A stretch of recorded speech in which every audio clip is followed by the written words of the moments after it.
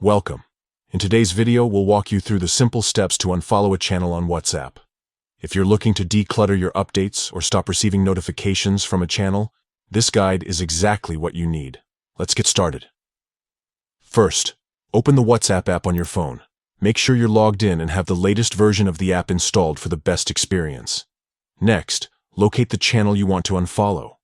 To do this, head over to the Updates tab, which is usually found at the bottom of your screen. This tab contains all your subscribed channels. Scroll through the list or use the search bar at the top to find the specific channel. Once you've found the channel, tap on it to open. You'll now be inside the channel's page, where all its updates are displayed. Now look at the top right corner of your screen. You'll see 3 dots. Tap on them to access additional options. From the drop-down menu, select Settings. Inside the Settings menu, you'll find an option labeled Unfollow. Tap on it, and a confirmation prompt will appear asking if you're sure about your decision. Simply confirm by tapping Unfollow again. And that's it. You've successfully unfollowed the channel.